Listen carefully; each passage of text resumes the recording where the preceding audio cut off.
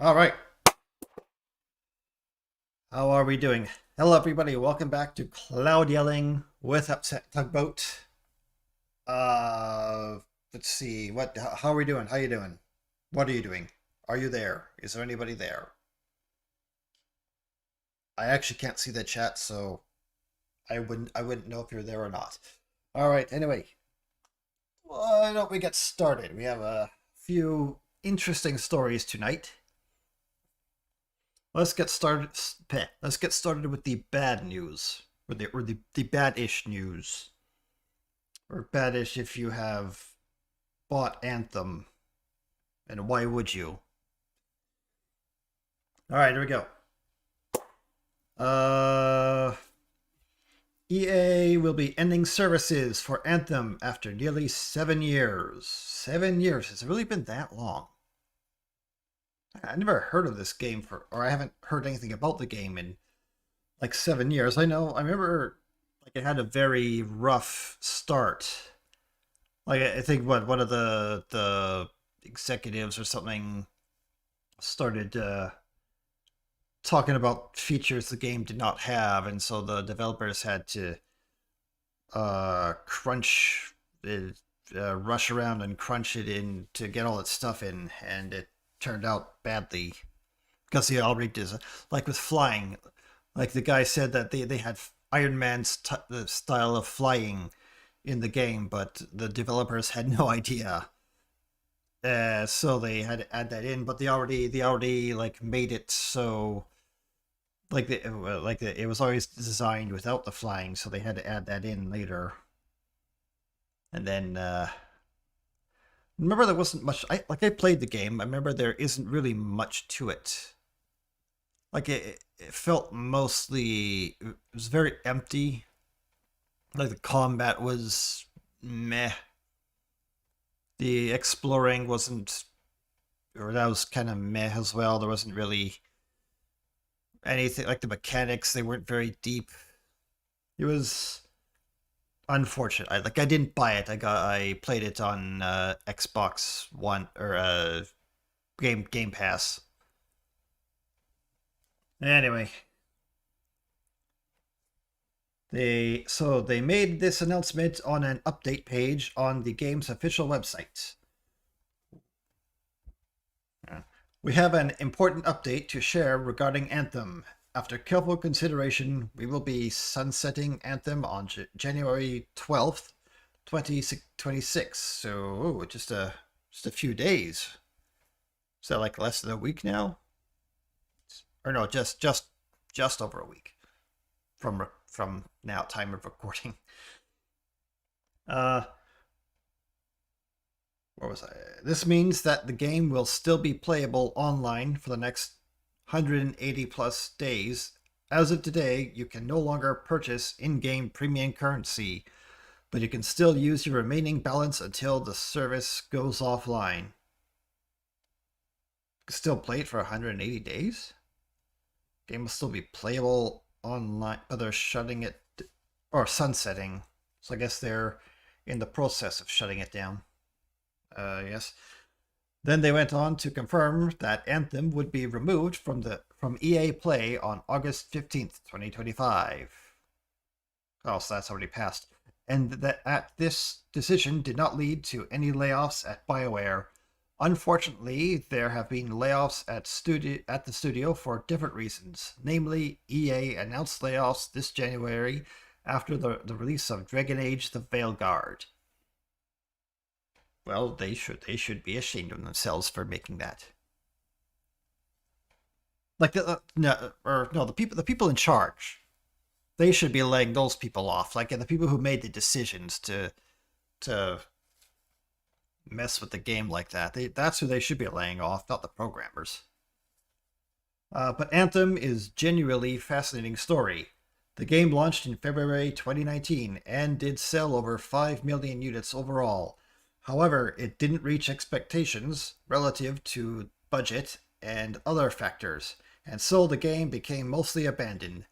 After a year after launch, EA announced plans to reboot Anthem, but they never followed through on these plans and canceled the reboot the year after that. Yeah, I remember like they had some kind of roadmap they announced, but then eventually just sort of quietly just gave that up. It's too bad because because like that was it's an interesting premise.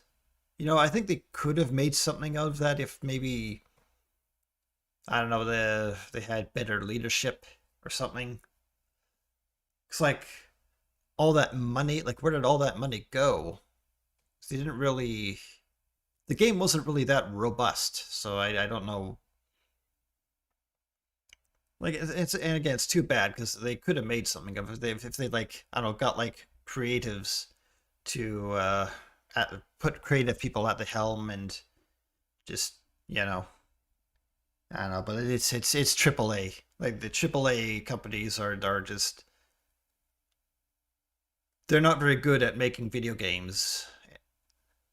Or I should say when they went corporate, I think is when they really the quality really dropped. So I'm more of a fan of the three guys in a garage making stuff kind of what would you call it? No, like I'm a fan of that. Like of like real artists making their art. I like that better than corporations just trying to create some facsimile of what art might be through through what do you call them focus groups. And yeah, where was I? One can say that there's so many things about Anthem that could have clearly been done better in hindsight. Yeah, that's what I just said. For example, now that we know that CD Projekt Red managed to redeem their reputation with a comeback narrative for Cyberpunk 2077, comeback? Well, I don't know because I've been playing Cyberpunk 2077 in current year, and it's not exactly what they promised. No, like same with No Man's Sky. I know they've added some stuff to it, but it's not really. It doesn't like it's not right there, quite there. I don't know how to explain it. It's like it's not. Maybe they focused on the wrong thing, or like they have a lot of stuff, but not very deep. They don't go very deep with it, with like their expansions. Whatever. This is about Anthem. I think Master Rosa. EA and BioWare could have done the same if they committed to it. We also now know that the ostensible inspiration for Anthem, the Destiny franchise, would ultimately come undone after failing to live up to expectations from fans. Yeah? Well, there you go. And will EA and BioWare learn from their mistakes? Just, do I really have to ask the question? Like, my God, they had like 7 years to like make it right, but they chose not to. So I don't think they're gonna be doing anything good going forward either. Uh, there's, but there are so many other things about Anthem that certainly serve as food for thought. Why did EA just let the servers keep going as long as they did? One could argue that they ran the clock on what was a legally mandated minimum period of support. That's interesting. But the question will always come up on why EA didn't follow through on their plans to reboot. That's also a good question. Anthem also occupies an odd slot in the history of live service. It was just a little bit too late, or a little bit late to when Fortnite Battle Royale and Overwatch first hit the landscape. But as EA themselves demonstrated with Apex Legends, it was still possible to stake your place in the market if you had the right idea.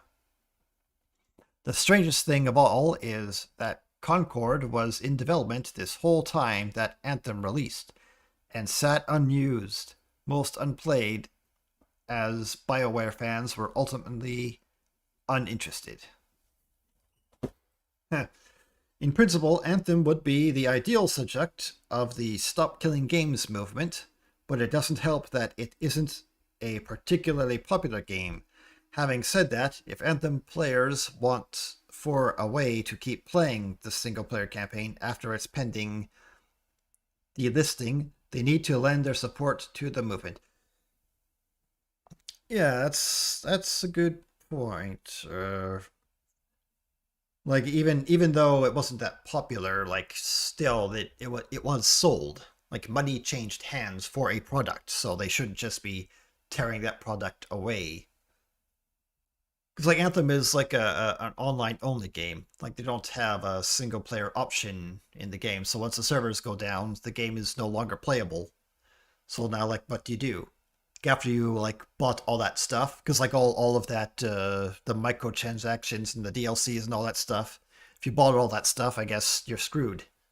Like, thanks for the money, bye.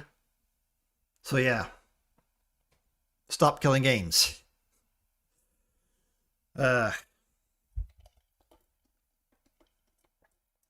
again, nothing will be learned from this. No, EA got their money, BioWare got their money. They don't need you anymore. So, goodbye. Enjoy your nothing. Yeah. So, I don't know, what do you guys think about this? How do you think EA could have improved it? And I don't know, what is it fair to just end the game? Like what can you really do with that? Like I don't you probably can't like realistically force EA to keep the servers online.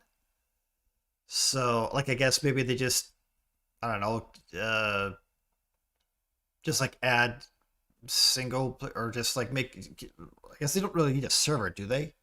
Like if the game is installed on your PC. What do servers do anyway? It's like every MMO that I've played, you had to install it on your PC. So what is the server for? Is that just for like coordinating the multiplayer, the multiple people, or I don't know. But you'd think that they could just like flip a switch and then you could just play it by yourself offline. I don't know, but yeah, no, still, it's still, that's not right. Just tearing that away after people spent all that money on it. So there you go. Okay, there's that. Speaking of tearing away an old thing people spent money on. Yeah, sure, that works. Good enough, I guess. Go away, advertisements. So have, jeez, all these. No, go away. I don't know. Whatever. These stupid advertisements. Let me just read the thing. Whatever. We'll power through this, I guess. Anyway. So Jurassic Park officially hitting reset after Rebirth ruins film series. Really now? Not after Rebirth, not the, what was it? The Dinosaur Mansion one? Not the old Jurassic Park people coming back. Dominion. Dominion? What, Dominion didn't ruin it? What was the other one? Or I guess, whatever. But I guess now it's officially been ruined. Even though the movie made money, didn't it make like $1 billion or so dollars? Because these movies usually do. Whatever. By the time Jurassic World Rebirth hit theaters last summer, the franchise had already stretched itself thin creatively. Oh, long before that. Probably after like the first Jurassic Park, they were starting to stretch it a little too much. But despite their own shortcomings, Fallen Kingdom 2018 and Dominion 2022 had at least expanded the series into a world where dinosaurs roamed freely, offering up countless future storytelling's possibilities while severing ties with the exhausted island setting. Yeah, they're. I will give them that. They could have done more with the dinosaurs in the real world kind of storyline, which they kind of just immediately sidestepped. Like even in Dominion. Was it Dominion? Yeah. Like they didn't really do much with that. They just sort of just did Jurassic Park again, but in the Arctic. Because with Dobson, the guy who had a quick 30-second scene in the first Jurassic Park. Yeah. I'm choking on my coffee. But Rebirth ignored all of that, inexplicably wiping out the global dinosaur population and returning the story to yet another island setting for nothing more than mutant hybrids. Not even that interesting of an island. It was just an island that's an island. Like, it not even this. What they had like some old Aztec ruins on there or something. Like, why didn't they do more with that? Maybe like why did it have to be an island even? Like it could just said it was the jungle, and you can have like an old lost Aztec city in the jungle or Mayan city, whatever. And then yeah, that would be kind of cool. That'd be kind of like Tomb Raider esque, or actually like just be silly with it. Well, the movie did well at the box office, earning 869.1 million worldwide. Audiences and critics were quick to point out the film's many shortcomings. The characters, the scripts, the retconning, and the overall execution came under heavy fire. The film might have been a box office hit, but it's creatively bankrupt. What do you mean? They had a candy bar wrapper destroy an entire island. Isn't that creative? This is probably one of the dumbest movies of the whole franchise. Just that, yeah, just like that whole candy bar wrapper scene, and then and giving raptors wings. Like the whole why would you do that story plot or that, and yeah. Unsurprisingly, Universal Pictures is rumored to be hatching up another sequel. Though nothing has been officially confirmed, whatever comes next, the studio faces a tough challenge: how to move the story forward without repeating the same mistake. Well, don't worry. They will be making the same mistakes anyway, I'm sure. However, for now, the real reset for the franchise is coming from a different direction. But where? From the credit union. Is that it? Related Jurassic World Rebirth 2 will be the wildest entry in the franchise. Or that's just a different one. Whatever. The Jurassic franchise is hitting a reset. Jurassic Park's Survival, an upcoming first-person action-adventure game, ignores the latest film entries. Ignores the latest film entirely and goes back to the beginning. The game takes place on Isla Nublar, 24 hours after the events of Steven Spielberg's original 1993 film. Players must take on the role of Dr. Maya Joshi, Hayal Mystery, an InGen scientist left behind during the evacuation, and must navigate the island while avoiding dinosaurs that behave unpredictably and realistically. It will not be realistic. I can pretty much guarantee you that. They cannot do realistic animals in movies. That would be way too boring.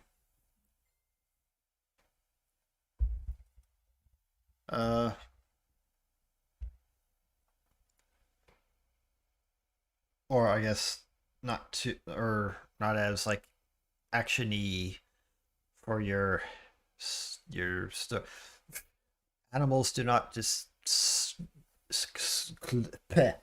animals do not slowly creep up on you while baring their teeth and hissing at you, giving you plenty of time to escape. Like, oh, there's so many instances in these. They're, whatever. That no, they can't. They cannot do realistic. Also, why not like redo the Jurassic Park Survivor? A really old game, but it's like it's one of those first person or I guess not even like first person, but like perspective view, like in like something that was kind of had like very wonky controls in the past, but would be probably perfect for VR. Like redo the Jurassic Park survival in like VR. That might work better. Because I'm assuming like this game, this what was it? Was it called Survivor? Or is this Survivor? Survival. Well, what was that other whatever? All right, like that's like one of those choose your adventure games. I bet like the Telltale games, which Telltale already did a Jurassic Park game. And I guess they're gonna do like another Telltale style Jurassic Park for this Jurassic Park game. Okay, quit babbling. Developed by Saber Interactive, the game emphasizes survival over combat. Players will need to use stealth, find scarce resources, and pay closer attention to their surroundings. Classic locations from the original film return, such as the Visitor Center and the T-Rex enclosure, along with many never-before-seen areas, including a resort hotel and underground bunkers. Watch the official behind the scenes.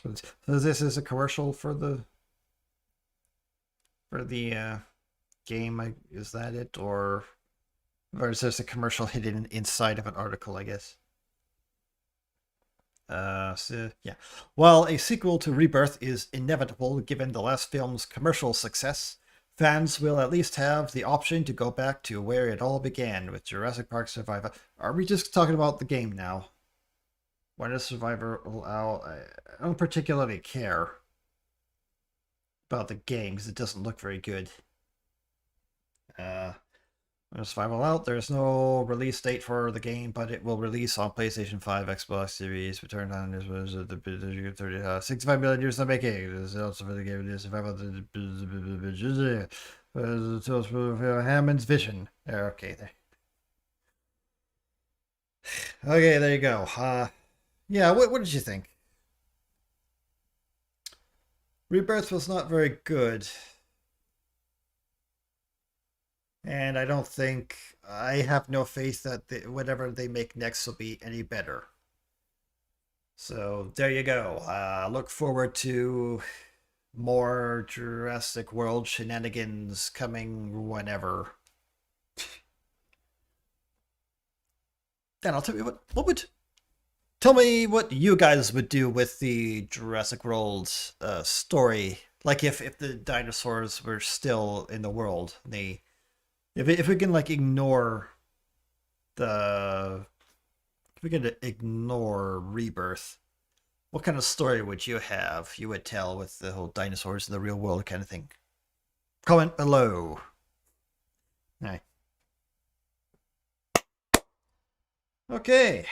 And for lighter news or something, let's go with something more enjoyable.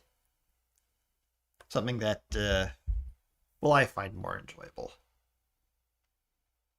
The Enterprise, Lego is making a Star Trek Enterprise, or has made already. They're releasing the USS Enterprise D as a Lego. Yeah. Look at that. Look at that. Isn't that beautiful?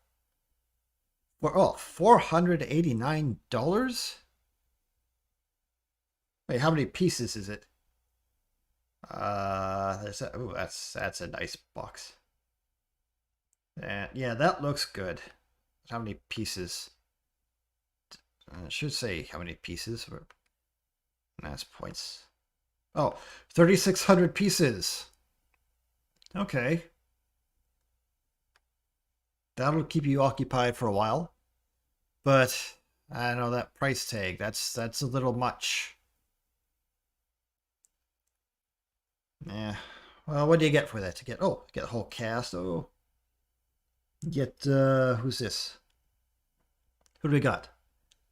Well, you got Jordy, you got Worf. Oh, there's Troy. Oh, and you got Data and his little cat Spot. There's Jean-Luc Picard. And then you have, oh, there's Wrecker with his trombone, his iconic trombone. Oh, and then Guinan, of course, with the hat. And Dr. Crusher with the medical briefcase thingy. And, and of course, everybody's favorite, Wesley Crusher with his chair moving device. If you remember from that one episode where he like lifted up a chair, like he invented this little machine that can like lift up a chair. I think he used it to like take over the ship too, but yeah. Oh, and you get a plaque. That's nice. What's the plaque say? I can't see what the plaque says. Yeah, no, yeah, this looks good. I want that. But it's very expensive, so I don't know. Yeah. Oh, yeah. That'll keep you occupied for a while. Yeah. From the front. That's... I really like this one. I'm not sure which one is really my favorite. Oh, here's all the cast again. Not sure which ship I would say is my favorite, but I really like the Enterprise D. But I also like the Constitution. Like more of those little details on it. I think I like the D because it looks more like an explorer ship, and like the Star Trek is like an explorer show. Like it doesn't look threatening. Like it doesn't look intimidating. It's very like round, and there's no like sharp edges or sharp points on it at all. It looks friendlier. Like it's we come in peace kind of ship, and we're here to explore. I kind of like that one, but I think the Constitution looks cooler. And the Sovereign, it's cool on its own right, but I guess maybe nostalgia plays a part too, because this is also the one that I grew up with. Is the Star Trek, the Next Gen. So maybe I don't know. What's your favorite ship? Of course, and yeah, there's also like the other ones, the Voyager and like the Defiant from Deep Space Nine. They're also pretty cool in their own rights as well. But my favorite, maybe no, but maybe I could say the D is my favorite. Yeah, there's the box.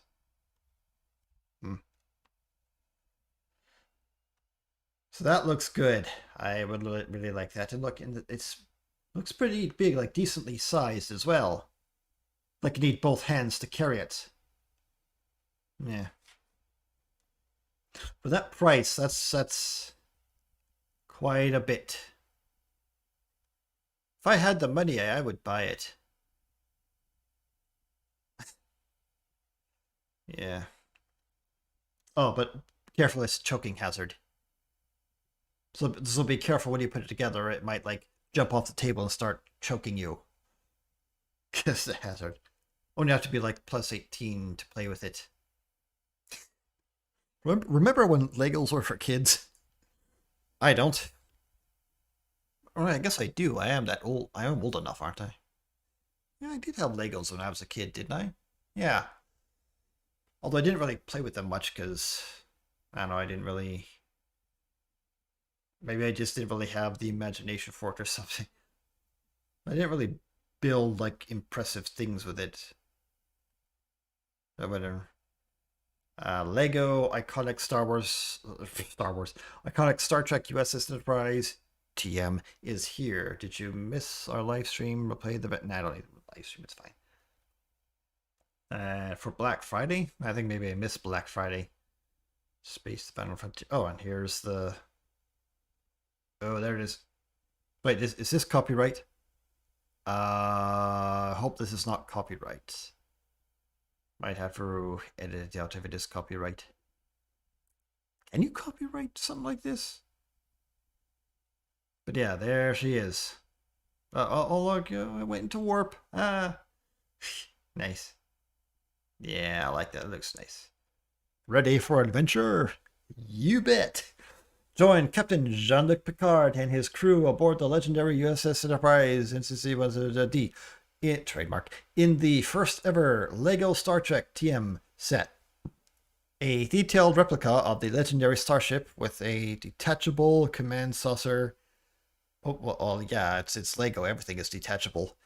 Opening shuttle bay, angle display, and display stand, and much more. Yeah. Yeah, that looks so good. And here's everybody you get.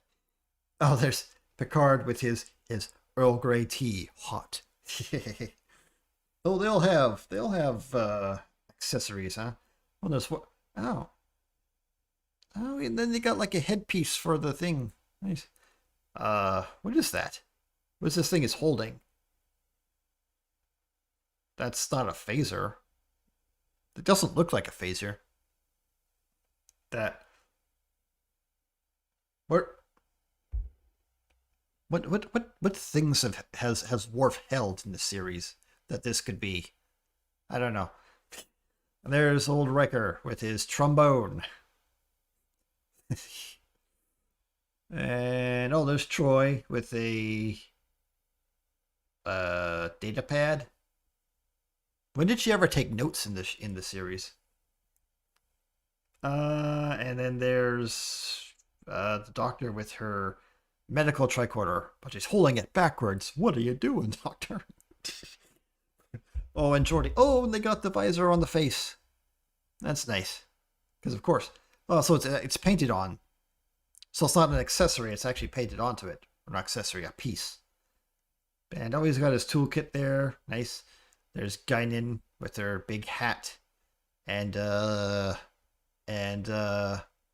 what is this? It's green. Get it? Because that's a thing from the show. Well, I like that. I like that. That's a nice touch. And oh yeah, and Wesley, of course, with his chair moving machine. Oh, is that an actual late? Wait, did it have a rod bit on it, or is this like supposed to be the laser that comes out of it? Wait, this is the thing that he used to take over the ship in that one episode where everybody got space drunk.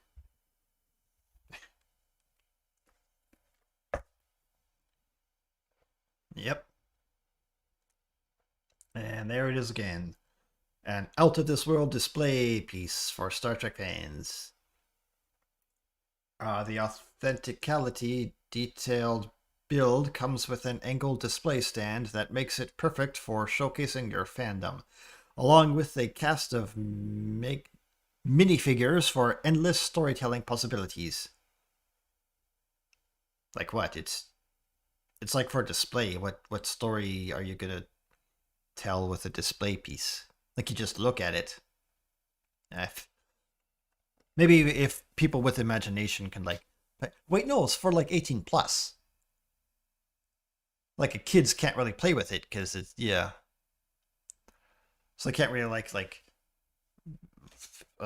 pick it up and like toss or not toss like move it around like ooh I'm playing the ship. Ooh phasers to full fire pew pew pew.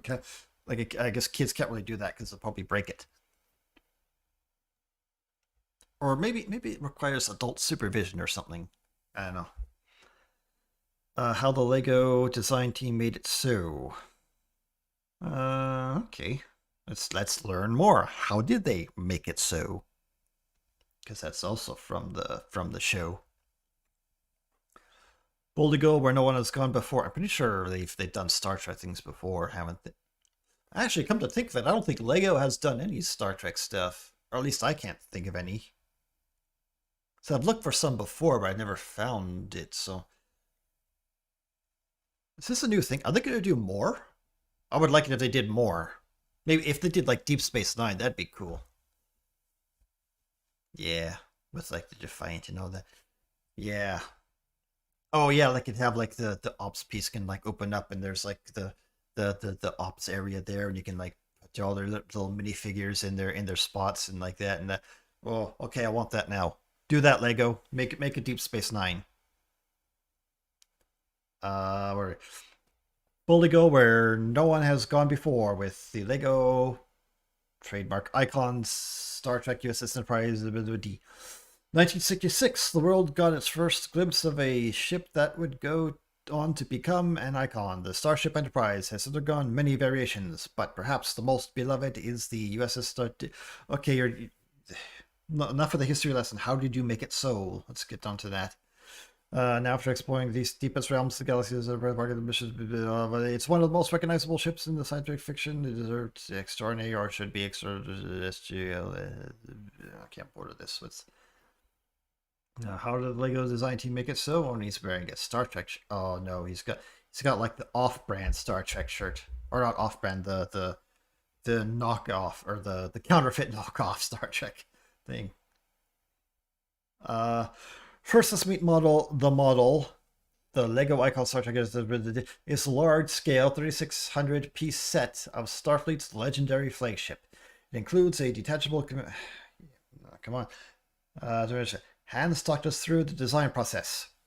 We wanted a model of substantial size that could balance on a single display stand arm, he said. The shape of the primary hull, the saucers section, was designed with angled panels that add density to the disc. And to get this oval shape right, we developed 2 new Lego bow elements. Oh, do they have new pieces on it? The 2 warp nacelles connected to thin curved pylons, and the attachment of the detachable saucer disc were another challenge in terms of model stability. But the saucer separation function, although rarely used in the series, is such a key feature. We applied sideways building with plates. Especially in the neck area to achieve the right sturdiness. Trek fans will love the experience of building the ship and of displaying it in their homes, where it can sit on an angled display stand and features a detailed schematic and ship statistics. Oh. Yeah, well, I'm sold. If only I had the money. How much more is it? Okay. The Star Trek series has given us some iconic and memorable characters that include an almost impossibly diverse array of captains, crew, androids, Klingons, and many more. This set brings some of the most essential characters from Star Trek Next Generation to life and lets you celebrate the best of the series. I need water. The lineup had to include all the main characters, of course, and Wesley. Which is mostly the bridge crew, continues Hans. We didn't go for any particular season of the show, but for the most iconic look of the characters. That's right, they don't have Pulaski there, do they? She was there for like season 2, but then remember Gates McFadden had a row with somebody on the show, and so she quit for a season, but then came back. So I guess, I don't know, that'd be nice if they had like a Polanski minifigure. I suppose it wouldn't really work with the main idea of the show, but maybe not. Okay. The team finally decided on 9 minifigures, starting with the impossibly calm and collected Captain Jean-Luc Picard and his reliable first officer, Commander William Riker. There are also the crucial supporting crew members, including Klingon Lieutenant Worf. Lieutenant Commander Geordie LaForge with his distinctive visor, and the android Lieutenant Commander Data. Data's first and sometime dance instructor Beverly Crusher, well, only for that one episode, is there too, as well as Counselor Deanna Troy, and the wise and witty bartender Guinan, and the youthful Wesley Crusher. Was Guinan on the show when Wesley was there? I don't think so.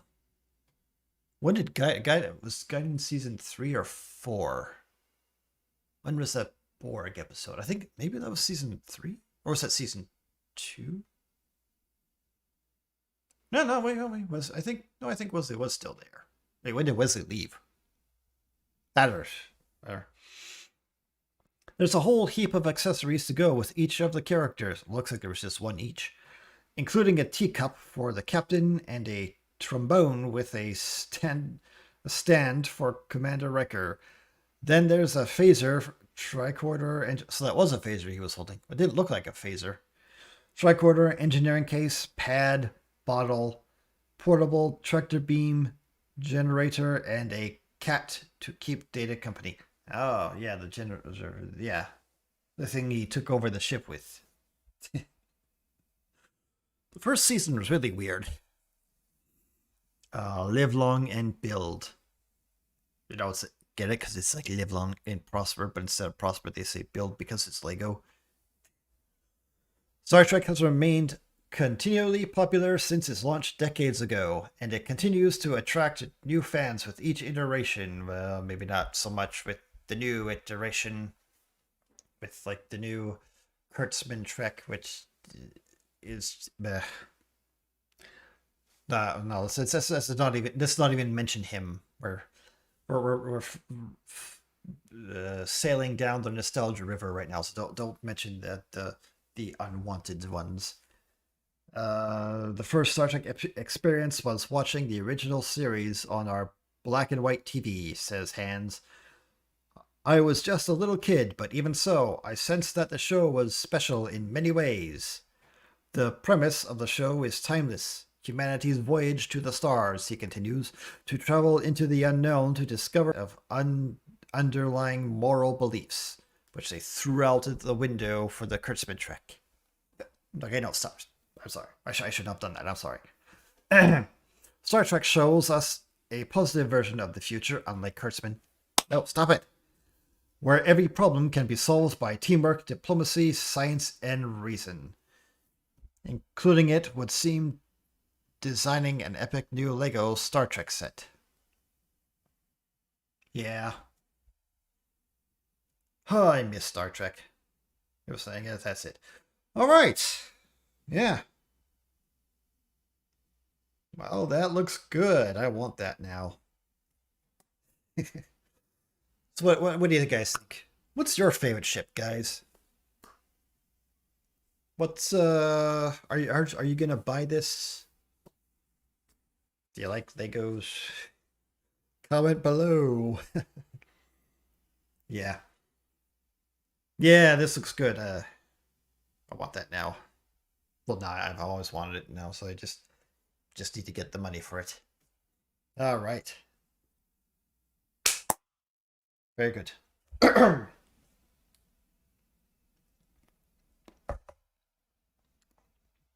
Let's see.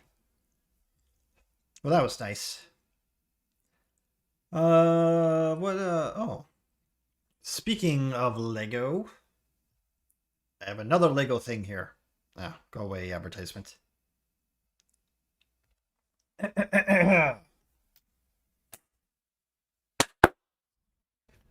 This is from Game Rant.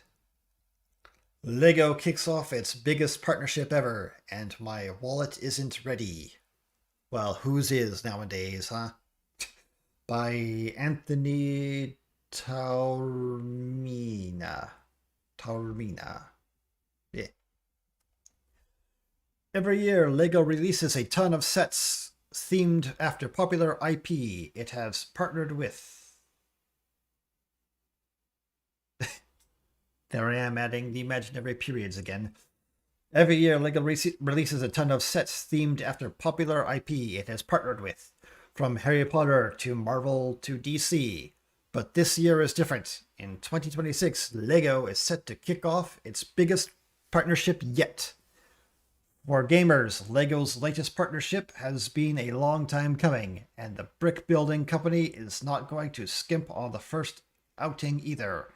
LEGO has huge plans for this latest collaboration, and the first set should start releasing very soon. Oh, who is it? Who is this new IP? Is it going to be Mass Effect? Oh, is it going to be Ninja Turtles? Is it going to be oh, I said gamers, so what? I don't know, what game do they not do? Spider-Man? No, they did. Whatever. They go Pokemon. Oh, look at that! More Pokemon. Lego Pokemon sets hit the 2026 with massive rollout. Doesn't Mega Bloks have the Pokemon IP? So there's tons of the Mega Bloks Pokemon stuff, but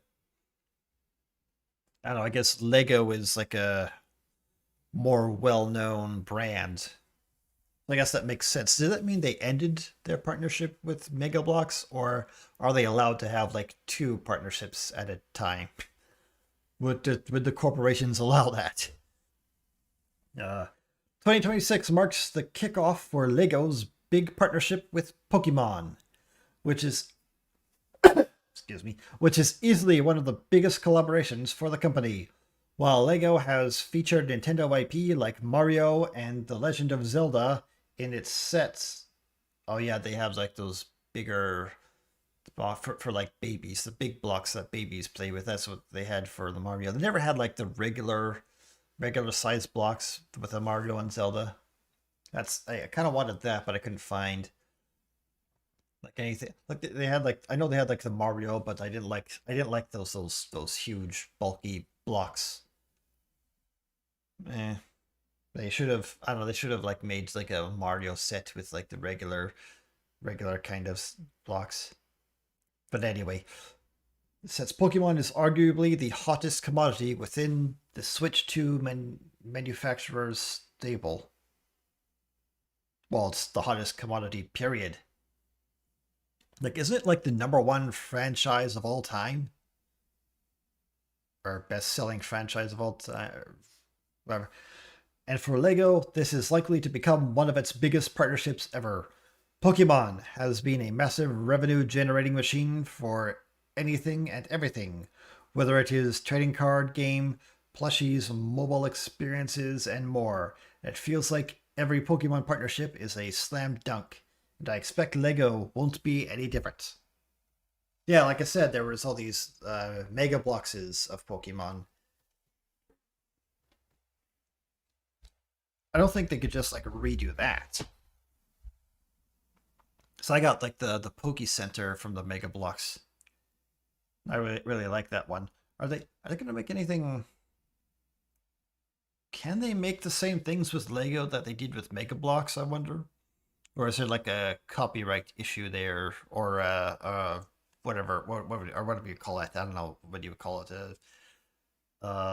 conflict of interest thing, or whatever. Lego and Pokemon aren't testing the waters in 2026. There's a massive rollout allegedly planned for this first year. It makes sense given that 2026 is the 30th anniversary of Pokemon. Oh, that's nice. And Lego and Nintendo. Wait, all together? Likely what? And there was no. Nintendo is not only 30 years old. What? Oh, no, it's Lego and Nintendo likely want to take full advantage of the conversations that will be centered around the Pocket Monster brand. Okay, so I assumed before I read the whole thing what they were trying to say. It's Lego and Nintendo are there. It's not their 30th. They're taking advantage of the 30th. Things will reportedly kick off with a handful of sets in early part of 2026. one modestly priced and themed after Pikachu, and another featuring Charizard. Then, if rumors are to be believed, a huge set featuring the three original Pokemon Red, Blue starters. Well, of course. Like, they are the most popular, so of course you would start with those. And their evolutions will set the tone for how pricey this collaboration can get. And finally, the summer will see the release of a new slew of sets, including some interactive ones that functionally similar to the Mario sets that feature a mobile app tie-in. Oh, ooh, I don't like that. So, including some interactive ones. So, like the Mega Blocks, because the Mega Blocks one, they had like an interactive thing. They had like little levers and things you could mess with to make like Pokemon dance and stuff, and like twirl around the windmills and things. So I'm curious what they're gonna do with this, or are they gonna make the make them into the big bulky blocks ones like the Mario's Zelda? I hope not. I hope they make like the regular kind of blocks. The ones for adults, or I guess the big kids.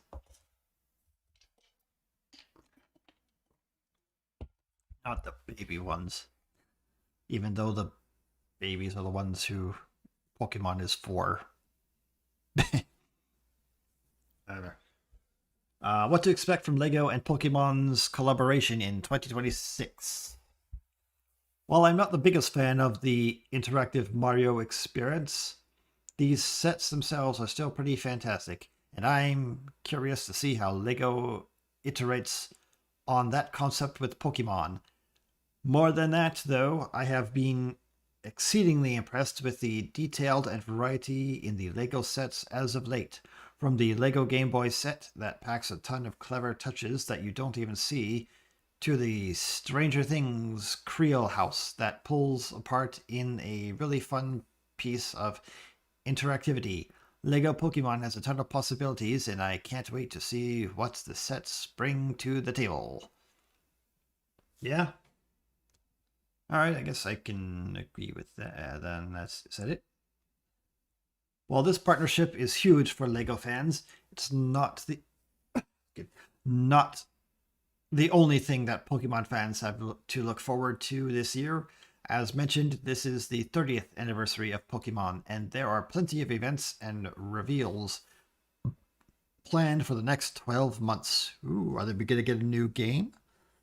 The new TCG sets are on the horizon, starting with Ascended Heroes. This month, McDonald's is partnering with the Pokemon once again for Happy Meals.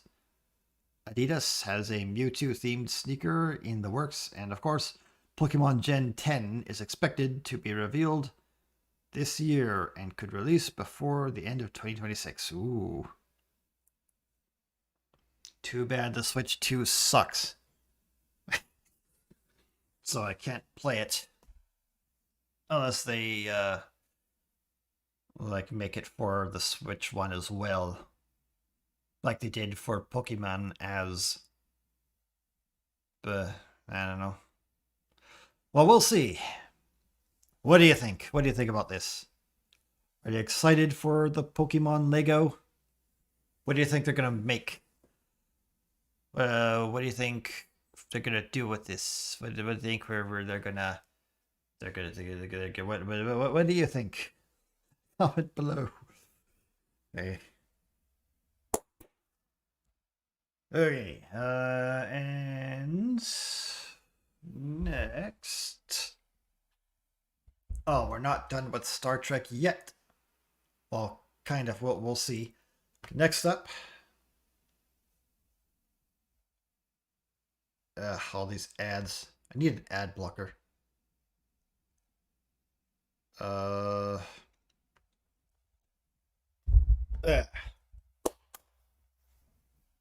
Okay, this is interesting.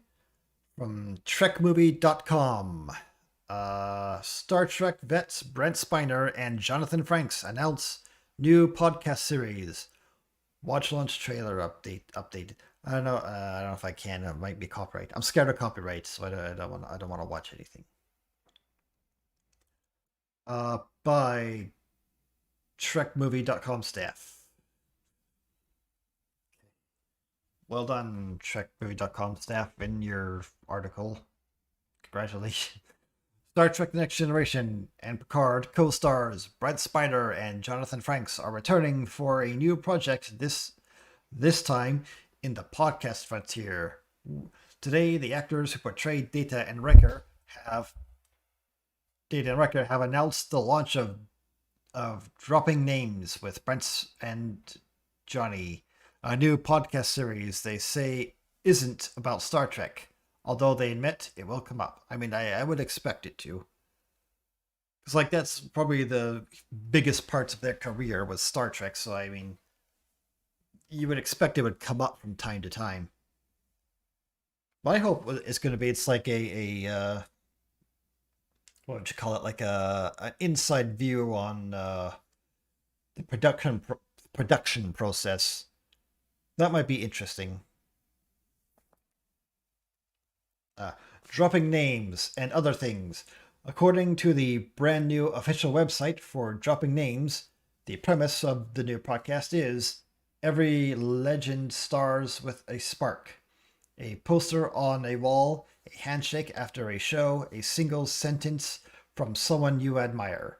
They will be doing celebrity interviews on the new pod, and there is far from the first, but there is far from the first.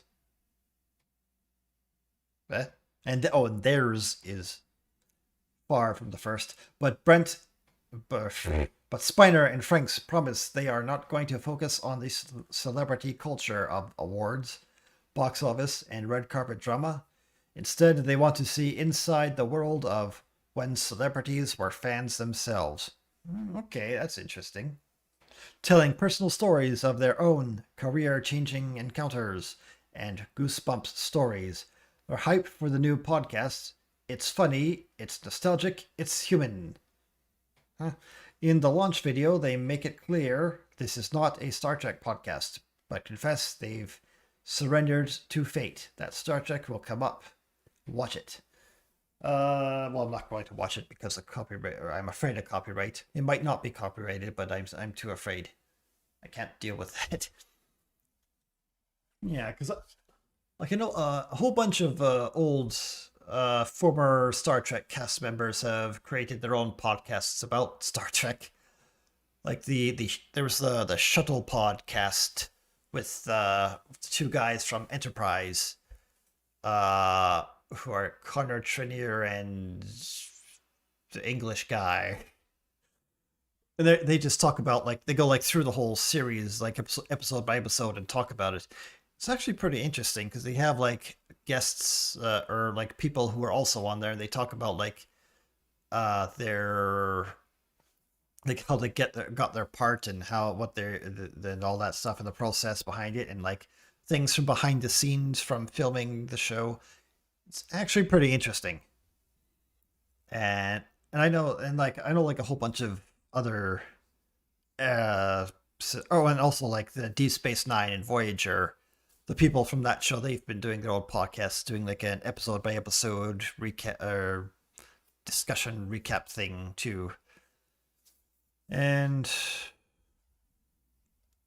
I don't know if I would call that a new thing because it's been going on for quite a while. Oh, and like the Smallville cast, Smallville, like the what's his face and the other guy, doing like the whole Rosenbaum and the other guy do the episode by episode telling or stories. There's like a bunch of these out. That's what I'm saying. Update. First guest. We now know there will be the first guests responding to Trek Movies post about the podcast on X. Brent's and Jonathan's TNG co-star LeVar Burton Revealed he has the honor. Huh. There's like a Facebook post, or not Facebook, Twitter post of LeVar Burton saying, I have a story or two, and as fate would have it, I'm their first guest. Looks like his cat walked across his keyboard at the end there. And yeah. You will be able to watch and subscribe to Dropping Names on YouTube at Dropping Names. It will also be available on your favorite podcasting platform, including Apple and Spotify. Spotify sucks, by the way. Well, mostly it's not, but this is not a rant about Spotify. No launch date has been announced yet. Franks and Spiner joined their TNG co-star Gates McFadden, who has her own podcast, Investigates Strange New Worlds. Star Anson Mount co-host The Well, and other non-Star Trek podcast. Okay. Several franchise stars have been podcasting about Star Trek. Yeah, I just mentioned that, including Enterprise's current trainer Dominic Keaton, that's his name. Voyager's Robert Duncan McNeil and Garrett Wrong, Delta Flyers, and Deep Space Nine's Sarah Crofton, Seventh Rule. Original series star Walter Coing joined Seventh Rule for a TOS rewatch, as did Next Generation's Denise Crosby for the reviews of TNG Season 1. Yeah, DS9's Terry Farrell and Armin Shimmerman are currently doing DS9 rewatch with Delta Flyers. So yeah, go check out those podcasts if you're a fan of Star Trek. And I want to know, I guess, I don't know, what more can they tell? Like behind the scenes stuff. It seems to talk a lot about the behind the scenes stuff, which I enjoy quite a bit. Well, there you go. Podcast about, well, I guess it's not going to be about Star Trek, is it? But it could be interesting.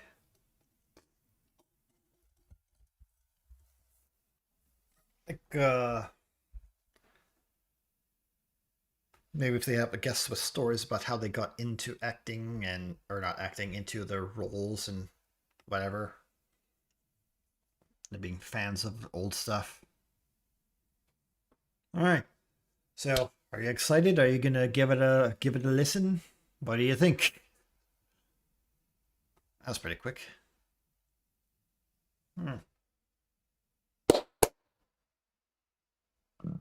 Okay, and you know what? Finally, let's see. For our last story today, or I think, or go away. I hate these pop-ups. I have Avatar: Fire and Ash worldwide box office set to become 10th fastest film in history to hit this mega milestone. Only the 10th? Man, you gotta get your numbers up, bro. Even though the movie wasn't very good. I did a review on it with the Baron, me and the Baron, also on this channel, the UpsetTugboat38 is the channel. Cloud Yelling, I guess, is the podcast name. Oh, I guess, you know what? I guess we could call this a podcast, can't we? Yeah. Anyway, Avatar: Fire and Ash is all set to become the 10th fastest film to cross its oh, there's a video playing. Maybe I shouldn't let that go. Fast. Avatar. Water. Need water. Avatar: Fire and Ash is all set to become the 10th fastest film to cross its first mega milestone at the worldwide box office. The James Cameron helmed film will also help him earn a unique accomplishment in the history of cinema. This movie, getting $1 billion? What's unique about this accomplishment? This movie is also on track to hit a major milestone at the domestic box office. keeps scrolling the box for official numbers. Okay. The film has entered the all-time top 100 highest-grossing films list at the worldwide box office. It has surpassed Finding Nemo and a few Harry Potter films to move closer to the all-time top 50 list worldwide. Avatar 3 might be earning strong numbers, but it might end up being the only installment in the trilogy to cross the 2 billion milestone worldwide. But the others didn't hit 2 billion? Really? I thought they... well, you know what? What is that number? What is the first Avatar's box office if you add inflation? Because I'm pretty sure it would hit 2 billion in today's money. That first one, because even the second one. No, wait, maybe not the second. Well, no. Inflation has really hit really hard in those few years, so maybe. According to the latest data provided by Box Office Mojo, Avatar Fire and Ash collected 14 million on its third Friday at the box office in North America. It has reached a cumulative total of 279.9 million at the domestic box office. Internationally, Avatar 3 has reached a cumulative total of 669 million in just 2 weeks. Allied to the domestic cum of 220 million worldwide in 15 days. So nearly a billion. 15 days. Thank you for all those numbers. That was very important, I guess. Worldwide collection breakdown. North America was 279 or 280 million. International 670 million. Worldwide 48 million. Set to become the 10th fastest film to cross 1 billion worldwide. Fastest? According to reports, Avatar 3 is expected to be the 10th fastest film to cross the 1 billion. Someone needed to pad out the word count. 1 billion milestone at the worldwide box office. Avengers Endgame holds the record for being the fastest film to cross 1 billion, achieving this in just 5 days. Avatar Way of Water has crossed the mega milestone in 14 days, while Avatar Fire and Ash crosses it in 18 days.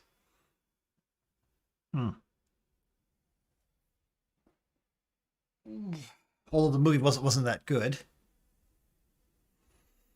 But I guess there's fans. Can I really say there's fans of it? When everybody kind of forgets about it like a couple weeks after.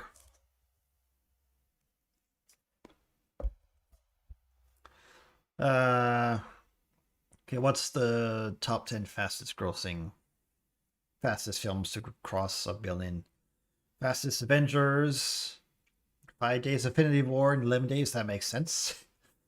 Nisa 2 in 12 days. I've never heard of this before. I've never heard of Nisa 1. I guess maybe in China? Because like China is big money now. Star Wars The Force Awakens in 12 days. But not The Last Jedi, I see.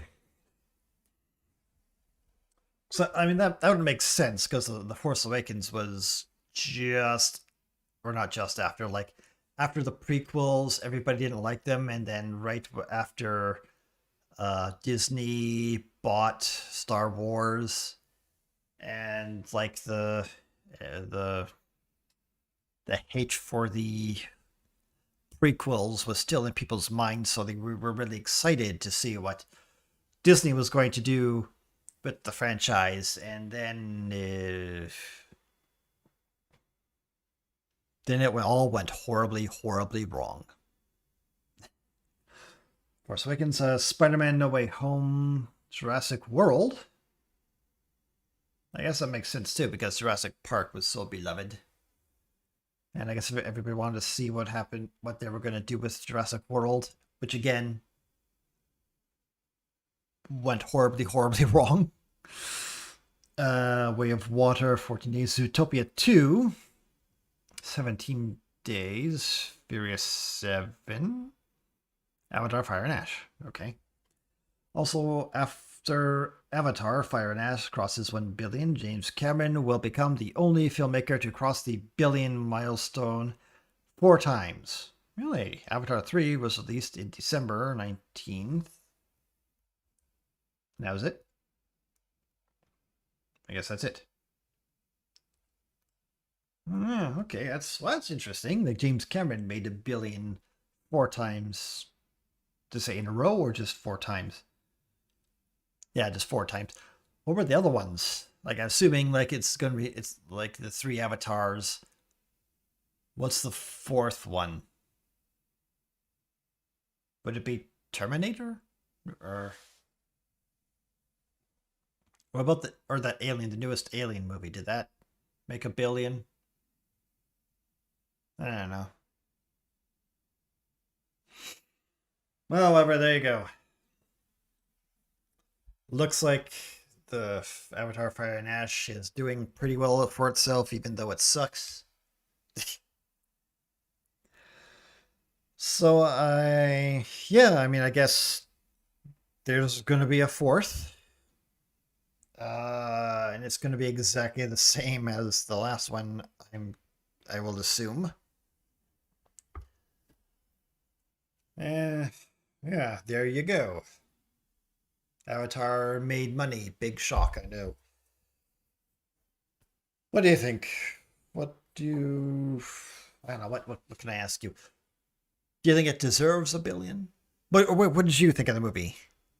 If you haven't seen my review, first of all, go see my review and tell me again, what did you think of it? Or where would you like the Avatar to go next? I would like to see them expand more on that world. Like, I want to see more. What was that Wind Tribe? The guys with the airships. I want to see more of that. Does that look more interesting?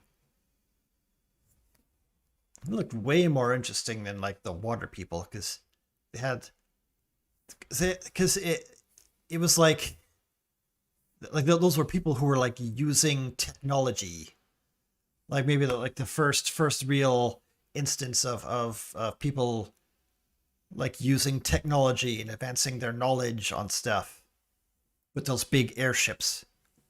It's like all of the other tribes, like the forest tribes and the water tribes, they're basically all like Stone Age technology level. And like this is the first instance of like I guess ingenuity, I think is how I would put it, of like making airships and like taming those big fluffy Kirby monsters. And like that's I want to know more about that. Those tribes, and they apparently they like fly around the world trading. There, you could tell like a really interesting story with them. Maybe like let James Cameron do all the production stuff, but have someone else write it. Like write out some more stories about it, or do a series. That's what I thought. Like it would be best. The Avatar universe would probably be best fit into like a series. Where if you get like actual get like writers, get some like decent writers to maybe like you could do like more exploring of the world and like the lore and the universe, and maybe learn more about maybe what's going on with Earth and the humans, and like how the humans could maybe, or how like the Navis and the humans could maybe try to get this work together or things like that. Maybe cool it with the humans bad thing that James has been doing for the last 3 movies. I don't know. What do you think? Tell me what you think. Where do you want to see the story to go? Comment below. Okay.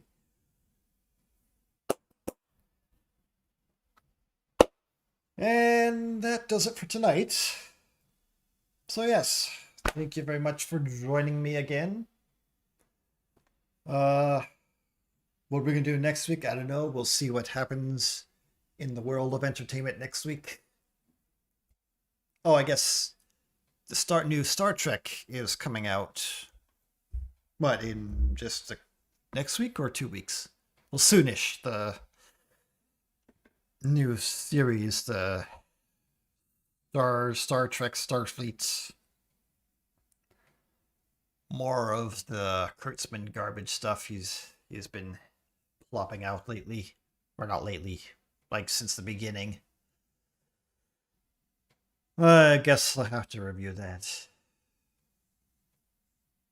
Okay. Well, anyway, thank you guys for joining. Thank you for joining me tonight. Yeah. Have a good night. Remember, keep yelling at those clouds. Put them in their place. Yeah. Okay, bye.